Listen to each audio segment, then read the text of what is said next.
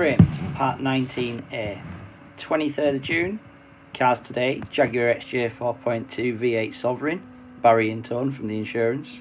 Weather, don't care. Note the case of the Mini in the pavilion. So this is finally it.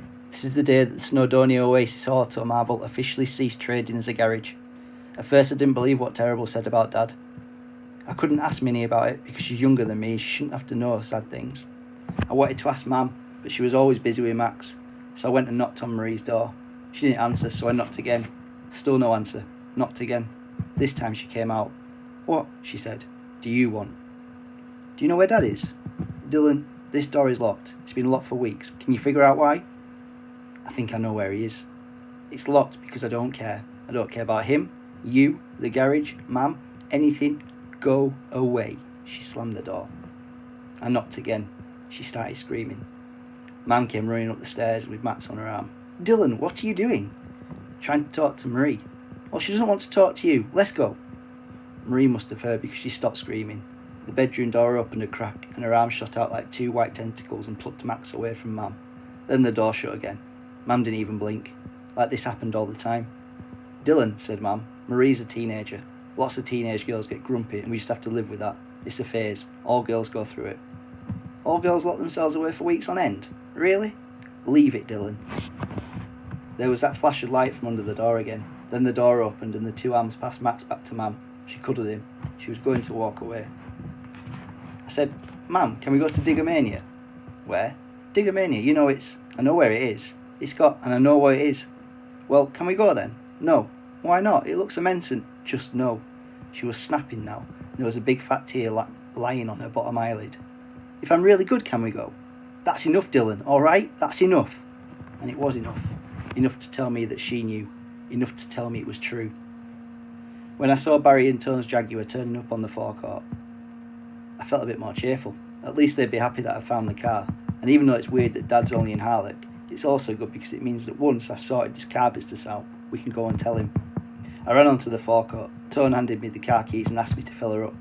I know I was only opening the petrol cap, but there's something about holding the keys to a classic marquee car that makes you feel good. I said, "The Mini's in the workshop now, by the way. It was just sitting there in the pavilion." "We heard." "How lucky was that though, that I found it just like that?" "I'm not sure," said Barry. "How lucky was it?" Then they went into the shop to pay and started asking Mam all kinds of random questions. "We noticed from the paperwork," said Barry, "that you had difficulties meeting the financial requirements of your petrol supplier." "That was when we sold the Lego. Would it be true to say," said Tone, "that Mr. Hughes was having financial problems before he disappeared?" I said, "He's not disappeared." They all looked at me. Mam was glaring. I said, "My dad has not disappeared. He's just gone to Harlech." "Dylan," said Mam. "He works in Diggermania," I said, and went upstairs. I could hear Mam arguing with them for ages. I tried to listen to what they were saying. Minnie came bothering me with a crime and criminals book. "Look at this one," she said. I just wasn't interested. "Just look. This guy's Lord Brockett. He had loads of debts, but he also had loads of Ferraris. No one has loads of Ferraris." "He did. Have a look." I was still trying to listen to what Mam was saying, but I have to admit that the Ferraris were distracting. This man had had the first ever road Ferrari, Niki Lauda's F1, a 340 America, and a Maserati birdcage. And he couldn't sell them because no one could afford them, but he needed the money. So what did he do? I don't know. He pretended they'd been stolen and then claimed on the insurance. How do you pretend a car's been stolen? Well, you could drop it in a crusher. He didn't. Ferraris. No, that'd be the worst thing ever. No one could crush a Ferrari. No, he didn't. If you're doing an insurance job, never do anything irreversible, just in case they don't pay out. So he buried them. Buried them? Yeah, buried them in the ground. Genius, eh? I had to admit, it was quite good. "Just like Dad," said Minnie, "in the case of the Mini in the pavilion." "What?" "Well, it's obvious, isn't it? He's got into a bit of financial trouble, like Lord Brockett. And like Lord Brockett, he decided to do an insurance job. Our Dad's a bandit." "No, he isn't." "Yeah, he is. And Barry and Tone got suspicious, so he went on the run. Our Dad's a bandit." "Be quiet. You see this pull-out chart of master criminals? It's wrong. All this lot, Ronnie Biggs, Jonathan Wilde, they all got caught. That's how we know the criminals. The real master criminals. They're the ones that don't get caught. No one even knows they're criminals. Like Dad." I said, "Be quiet. I bet Manor doesn't have the lowest crime rate. I bet we're just better at it. We don't get caught. I'm telling you, Dad is a bandit and now he's in hiding." I yelled at her again to be quiet. "You're talking rubbish." But I was thinking, what if she's right? and I've just told Barry and Tone where Dad is.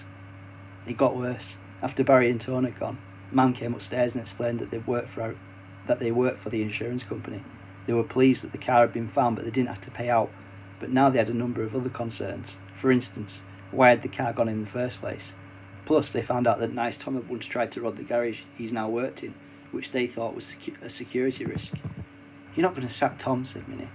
Not directly, said Mam. They said they were also aware that valuable paintings from the National Gallery were crossing the forecourt on a regular basis, and they regarded this as an unacceptable insurance risk. They said that they weren't able to insure us anymore unless we paid them thousands of pounds, which we can't. Plus, they bought our last drop of petrol. So, we're closing down. Closing down? We both said that together. But, please don't argue. But I had to argue. Couldn't you just stay up and not insured like the boating lake? No. Why? Because I've had enough, said Mam, and she took the baby and went to bed.